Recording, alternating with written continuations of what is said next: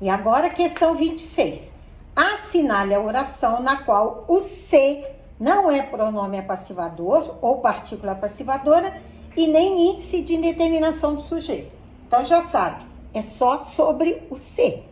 Então, pause o vídeo, faça e depois volte para conferir a explicação. Então, vamos lá. Então, a função do ser é o assunto 20 no meu material. Então, quem assistir lá no YouTube vai saber tudo sobre a função do ser e depois vem e faça um monte de exercícios também sobre a função do ser, para poder ficar craque, para na hora da prova não ter perigo nenhum. Então, vamos lá. Olha bem, ele quer que o ser não seja pronome apassivador e nem índice de indeterminação do sujeito. Então, ele tem que eliminar 2. Então, vai sobrar uma coisa só. Estudou-se este assunto. Quando eu vejo o ser grudadinho no verbo, qual é a primeira opção? Tampar o ser e colocar o ele. Ele estudou este assunto. Ficou perfeito. Sujeito ele, estudar é VTD, e eu vou fazer a pergunta. Ele estudou o quê? Este assunto, objeto direto. Então, tá aqui, ó. Tirei o ser, ele estudou este assunto. Isso é voz ativa, porque ele é sujeito, estudou é VTD, e este assunto é objeto direto. Então, quer dizer que eu posso passar para a voz passiva analítica.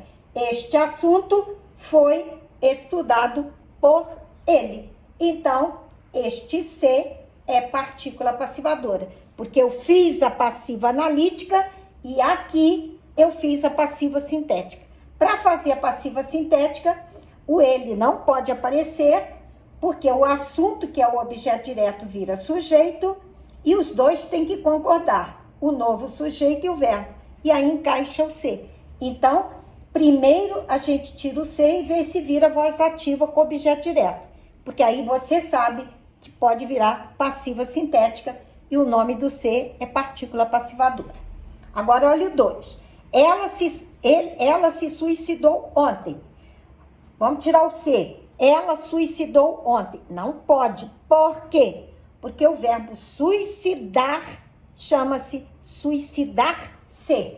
Então, esse ser é parte integrante do verbo, porque ele é um verbo pronominal. Eu me suicido, tu te suicidas. É aí que você descobre que esse ser não é partícula passivadora e nem índice de indeterminação do sujeito. Mas vamos continuar para poder aprender os outros. Falou-se muito sobre aquela festa. Vou tirar o ser e vou colocar o ele. Ele falou muito sobre aquela festa. Então, posso falar? Posso. Só que ele falou sobre a festa. Isso não é objeto direto. Isso é objeto indireto. Então, esse ser indica que o sujeito está indeterminado. Então, ele se chama índice de indeterminação do sujeito. Porque alguém pode ter falado, só que você não sabe quem é. Aos inimigos não se estima. O verbo é estimar. Você vai falar, ele não estima aos inimigos? Não. Por quê?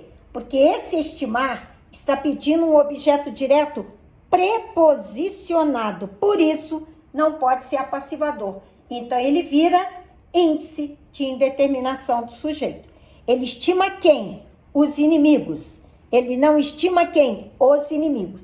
Mas quando eu coloco no começo da oração e com esta preposição, ele virou objeto direto preposicionado.